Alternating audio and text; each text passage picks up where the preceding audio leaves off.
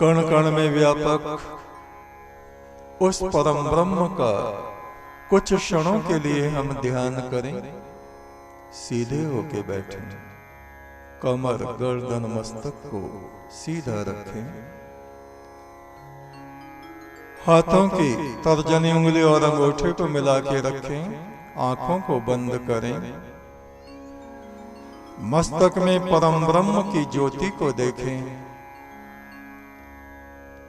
उसी ज्योति में उठते ब्रह्मनाद गुंजार को सुने, आती जाती हुई सांसों पर ध्यान दें, गहरी शांति का अनुभव करें।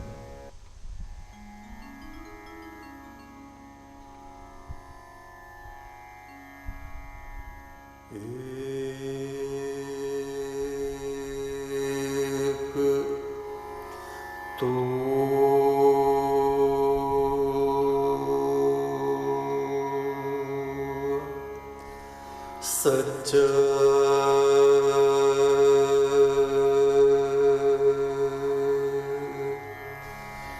तेरा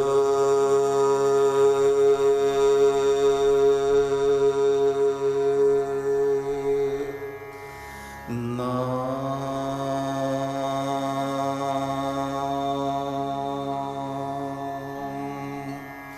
सच्चा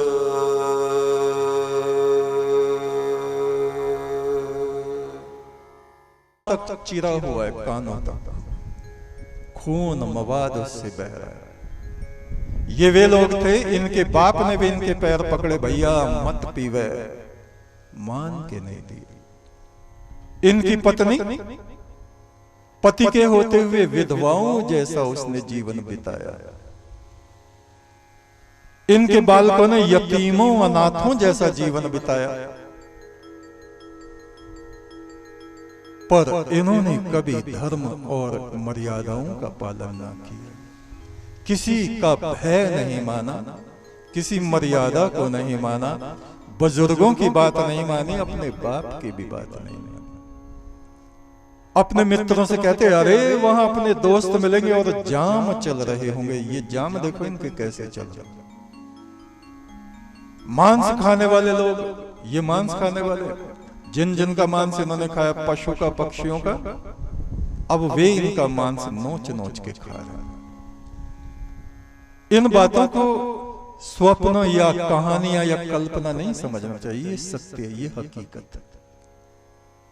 हमसे मृत्यु के देवता ने कहा था, जो तुमको हम दिखा रहे हैं ये बातें बता देना, कोई माने या ना माने, क्योंकि बहुत से लोग हैं जो नहीं मानेंगे और बहुत से लोग हैं जो मान लेंगे। पाप कर्म करने से मनुष्य को संसार में भी दुख मिलते हैं और परलोक में उसको नरक भोग मिलता है। उसके पश्चात वो हमें स्वर्ग में ले गए, चित्रगुप्त से भी मिलवाया उन्होंने अपने लोक में, यम देवता ने, जहां वो आत्माओं का हिसाब किताब लिखते थे। इंद्र के लोक में ले गए, पिता में ब्रह्मा के लोक में ले गए, पूरी रात जाने कहां कहां घुमाते रहे। सप्त ऋषियों में ले गए, जिन जिन देवताओं के नाम हम और आप जानते हैं, तस्वीरों में हमने देखा है, सब से उन्होंने मिलवाया। और उन सबसे परे फिर अनंत आकाश में ले गए, जहां रोशनी रोशनी होती थी, ओंकार की ध्वनि उठती थी। उससे ऊपर निरंकार की ज्योति में ले गए, उससे ऊपर सोहंग के आकाश में ले गए कि यहां आके जीवात्मा अपने को ब्रह्म रूप मानने लगता है। उससे और बहुत आगे ऊपर ले गए, अनंत अनंत, जहां सब आत्माओं का विलय हो जाता है। रोशनी के पर्दे वहां पड़े हुए हैं, उधर से आवाज आ रही है, यही सबका अंत है, यही आदि है, यही प्रारंभ है, मैं ही ईश्वर हूं, मैंने ही तुमको बुलाया। ऐसा लगता कोई पर्दे के पीछे बैठा है, लेकिन दिखता नहीं है कौन। रोशनी के पर्दे अदल रहे, बदल रहे, अदल रहे, बदल रहे। और वहां फिर उन्होंने कहा, पृथ्वी पे परमेश्वर की आराधना जारी कराओ, लोगों को बताओ, पुण्य कर्मों के बारे में बताओ, पाप कर्मों से क्या नुकसान होता है ये बताओ, स्वयं परम ब्रह्म की आराधना करो, दूसरों को कराओ, देवगण तुम्हारी आराधनाओं में आया करेंगे। और वो हमको छोड़ गए, और अभी तक हम इस शरीर में हैं और आपसे बात कर रहे हैं। ये बहुत संक्षेप में, कम शब्दों में मैंने आपको परलोक यात्रा का जो मेरे अनुभव में आया वो मैंने आपको बताया। और कोई प्रश्न? बोलिए सतपुरुष बाबा पुल संदेह वालों की। गुरुदेव, अगला प्रश्न शिवानी राजपूत का है, जो बीएलएड को पढ़ाती हैं। उनका प्रश्न है, सही गुरु को कैसे चुने, कैसे जाने कि ये सही है या गलत है? जब हमारा अपना अंतःकरण सही हो जाता है, जब आदमी खुद बुराइयों को, पाप आचरण को छोड़ के पुण्य के नीचे आके खड़ा हो जाता है, तो उसको रास्ता दिखाने वाला भी कोई सही आदमी अवश्य मिल जाता है। क्योंकि हम खुद ही सही नहीं होते, खुद ही झूठ बोलते रहते, खुद ही तरह तरह के ख्यालातों में खोए रहते हैं। तो हमको वैसे ही लोग मिलते हैं जैसे हमारी आत्मा होती है, जैसे रूह वैसे फरिश्ते। लोभी को लोभी मिल जाते हैं, अहंकारियों को अहंकारी मिल जाते हैं। इसलिए गुरु की तलाश बहुत अच्छा है, जरूरी है, पर जब तक हम खुद अपने को पवित्र ना बनाएंगे तो कोई पवित्र आत्मा गुरु हमको मिलेगा नहीं, कितना ही ढूंढ लो। और गुरु स्वयं आकर के आत्माओं को ढूंढते। कोई खास पहचान नहीं है कि इतनी लंबी लंबी उनकी दाढ़ी होगी, घुटनों तक की जटाएं होंगी, हाथ में माला जप रहे होंगे, ऐसी कोई पहचान नहीं। राजा जनक है, वो तो सिंहासन पे बैठे, और व्यास मुनि ने अपने पुत्र सुखदेव मुनि को कहा, जाओ राजा जनक इस समय में विदेह पुरुष, वो तुमको ज्ञान देंगे।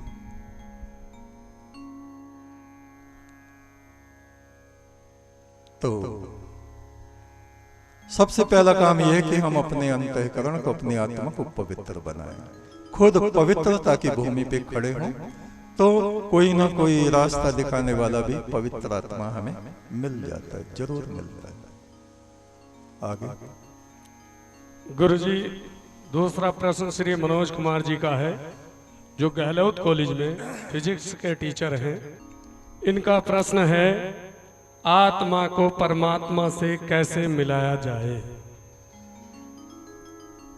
पहले तो गुरु की ही आवश्यकता होती और नियम की आवश्यकता होती। आप अपना समय बांधिए, जैसे हमारे मुसलमान हैं 5 वक्त नमाज पढ़ते हैं, और जो फुकरा हैं, जो फकीरी में हैं, उनकी तो बात ही छोड़ दो। हर वक्त उसी के ध्यान में, उसी के जिक्र में लगे रहते। ऐसी हालत जब मनुष्य की होती, परमात्मा से मिलना, आत्मा को मिलाना कोई हंसी खेल बात नहीं होती, या इधर को चुटकी बजा दी और उधर को उड़ गए, ऐसा कुछ नहीं। अपना पूरा जीवन उस परमात्मा को हमें समर्पित करना होता है। ऋग्वेद के ऋषि कहते हैं, ओम यदं गदासुषे त्वम अग्निभद्रम करिष्यसि तभी तत्सत्यम अंगिरः। जो मनुष्य अपनी संपूर्ण आत्मा को, संपूर्ण और अपूर्ण की क्या बात है, आधा तीतर आधा बटेर, हम अपने को भक्त भी समझ रहे हैं और दारू भी पी रहे हैं, हम अपने को भक्त भी समझ रहे हैं, माला भी जप रहे हैं और बीड़ी भी पी रहे हैं, झूठ भी बक रहे हैं, लोभ में पड़े दूसरों की जमीन धोखे से अपने नाम लिखवा रहे हैं, और हैं भगत जी, नाम के भगत, और हमारे कारनामे। तो ये दुनिया भी हमारे आचरण को, आमालों को देखती, और परमात्मा से तो कुछ छुपा ही नहीं। सब बातों का सार ये है कि हम साधना करें। साधना क्या है? अपनी आत्मा को परम ब्रह्म में, पुण्य कर्मों में, सच्चाई में स्थिर करना, बैलेंस करना। आप बाइक ले जा रहे हैं तो उसको आप अगर डिसबैलेंस हो जाएंगे तो गिर जाएंगे। साधना का मतलब है साध लेना। आपने बाइक साध रखी है, यानी आपके काबू में है। जब हमारी आंखें, हमारे कान, हमारी जुबान, हमारा नफ्स, हमारी वासनाएं, कामनाएं हमारे बस में हो जाती हैं, और ये मुश्किल तो है, असंभव नहीं है, तो हमारी आत्मा भी स्थिर होने लगती है, शांत होने लगती है। और वो शीशा जब साफ हो जाता है, हमारे हृदय का शीशा, तो उसमें सूर्य का प्रकाश अपने आप किरणें फेंकने लगता है। ये सिद्धांत है। दूसरा प्रश्न गुरुदेव, दूसरा प्रश्न राहुल चौहान जी का है, जो यहाँ अकाउंटेंट हैं। ईश्वर को पाने का क्या रास्ता है? बस वही जो अभी बताया। अपने आप को निर्मल बनाएं, पवित्र बनाएं, नियमों को धारण करें, गुरु से मिलें, गुरु की संगति करें, गुरु जो मार्गदर्शन करते हैं।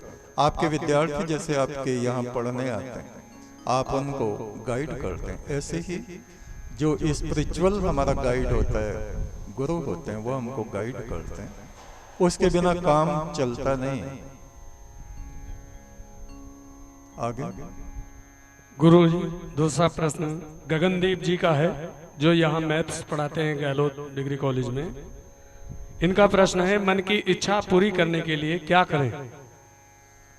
मन की दो तरह की इच्छाएं होती हैं। सांसारिक इच्छाएं, उनके पीछे तो हम भागते ही रहते हैं। अपनी इच्छाओं का हमें शोधन करना चाहिए। एक इच्छाएं हमारे बच्चों जैसी होती हैं, जो हमें जगह जगह ठोकरें खिलाती हैं। एक इच्छाएं हमारे नवयुवकों जैसी होती हैं, वे भी हमें जहां तहां परेशान किए रहते हैं। एक इच्छाएं हमारे वृद्ध पुरुषों जैसी और सन्यासियों जैसी होती, हर व्यक्ति में होती। उन पवित्र कामनाओं की तरफ हमें ध्यान देना चाहिए, क्योंकि ये आत्मा जो हमारे शरीर में है, दुनिया में कुछ भी हमारे सामने लाके रख दो, थोड़ी देर में उससे आदमी ऊब जाता है, कुछ और चाहिए। थोड़ी देर गाना बजाना अच्छा लगेगा, खाना पीना अच्छा लगेगा, राग रंग रास अच्छे लगेंगे, थोड़ी देर बाद उनसे भी मन ऊब जाता है। रोज आपको रसगुल्ले खिलाने लगे, कहां तक खाओगे? रोज आपको इंद्र के भवन में भेज दें, कितनी अप्सराएं नाच रही, उससे भी आपका मन ऊब जाएगा। केवल परमात्मा का प्रेम ही ऐसा है, सतगुरु के वचन ही ऐसे हैं, सत्संग ही ऐसा है, जिससे आपका मन कभी भरेगा नहीं, ऊबेगा नहीं। वो ही शांति का और ईश्वर का स्थायी मार्ग है। आगे बताएं। गुरुजी, दूसरा प्रश्न आकाश जी का है, जो यहाँ पर अकाउंटेंट हैं। इनका प्रश्न है, मन की शांति के लिए हम क्या करें? सुमरन सुमरन सुमरन, परमेश्वर का सुमरन, सांस सांस पे नाम सिमरिए।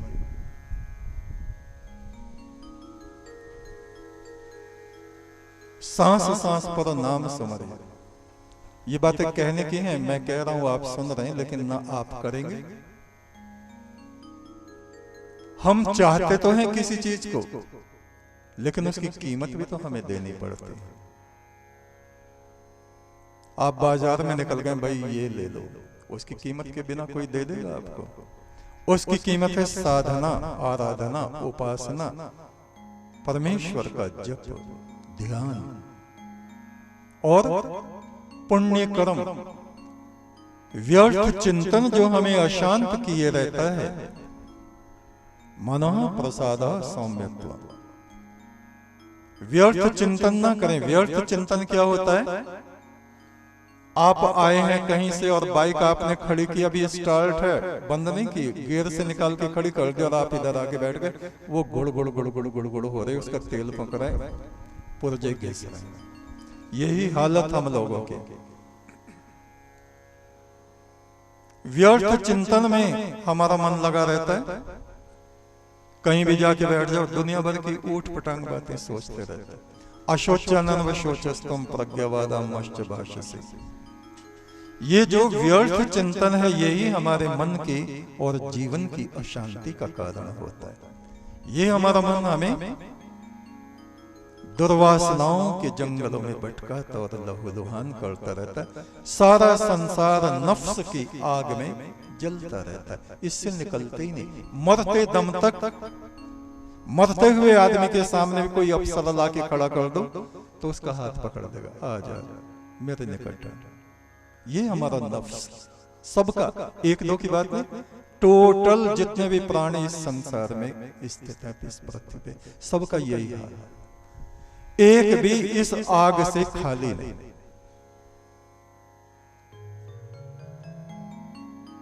चूल्हे की आग में आप पानी डाल के उसको बुझा सकते हैं, लेकिन पत्थर की आग को कैसे बुझाओगे? कितना ही पानी डाल के बुझेगी नहीं वो तो उसके अंदर। ऐसे ये नफ्स की आग, पांच पंच अग्नि, काम क्रोध लोभ मोह अभिमान, ये हजारों जन्मों तक बुझती थी। ये तब ये परिवर्तित होती हैं, खत्म नहीं होती, परिवर्तित होती। हमारी वासनाएं भक्ति में, संसार की आसक्ति परमात्मा की भक्ति में बदल जाती है, बदल सकती है, नष्ट नहीं हो सकती। हमारा क्रोध करुणा में बदल सकता है, करुणा। हमारा लोभ दान में बदल सकता है। इन अग्नियों को बदला जा सकता है, नष्ट नहीं किया जा सकता। और ये आग फिर चंद्र ज्योति बन जाती है, अग्नि नहीं रहती, चंद्रमा की ज्योति बन के शीतलता को धारण करके परम ब्रह्म की तरफ जाती है। जैसे कोई नदी समुद्र की तरफ जाती है और उसमें मिलके उससे एकाकार हो जाती है। आगे बताइए गुरुजी। अंतिम प्रश्न अनुज कुमार जी का है, जो यहाँ पर अकाउंटेंट हैं। दुखों का अंत कैसे करें? इनका प्रश्न। दुख तो हमेशा आते रहते हैं। वर्षा ऋतु में बादल बरस रहे हैं, आपने छाता लगा लिया है, आपके छाते को देख के बारिश बंद नहीं होती, बादल बरसना बंद नहीं कर देते। कोई महात्मा हो जाए, कोई धर्मात्मा हो जाए, कोई डॉक्टर हो जाए, कोई टीचर हो जाए, कोई मोदी जैसा भी बन जाए, पूरे मुल्क का सूत्रधार बन जाए, उसके जीवन में भी दुख दुख दुख, अशांति, कलेश भरा रहता है। बड़ी सावधानी और शांत हृदय से हमें इस जंगल को पार करना होता है, धैर्य के द्वारा, धर्म आचरण के द्वारा, मन को शांत करते रहने से। ये ही इसका उपाय है, परम ब्रह्म का सिमरन और परोपकार। दो चीजें याद रखें, परमेश्वर का सिमरन और विनम्रता पूर्वक नजरें झुकाए हुए, बिना प्रशंसा की उम्मीद किए परोपकार में लगे रहिए, लगे रहिए, लगे रहिए। उसी से हमें शांति मिलेगी, उसी से प्रसन्नता मिलेगी, उसी से हमारे दुख तो बराबर रहेंगे पर वे परिवर्तित हो जाएंगे, उनमें परिवर्तन हो जाएगा। वो बहुत गहराई से, शिद्दत से हमें महसूस नहीं होंगे। बस इतना। संसार समंदर की लहरों के पार है जाना, जब संग में है मेरा सतगुरु फिर मुझको क्या घबराना। अंत में बस इतना ही हम कहेंगे, धर्म मंगलम उत्कृष्टम। धर्म आचरण ही हमारा मंगल करता है, कल्याण करता है। अहिंसा संयम तपः, ये उस परमात्मा की तरफ जाने का मार्ग है। देवा अपि तम नमस्यन्ति यस्य धर्मे सदा मनः। जो इस धर्म आचरण में, नियम संयम में, ईश्वर आराधना में, परोपकार के कार्यों में, पुण्य कर्मों में लगा रहता है, आकाश में विचरण करने वाले सिद्धगण और देवगण भी उसको प्रणाम करते हैं, उसकी प्रशंसा करते हैं। एक तू सच्चा, तेरा नाम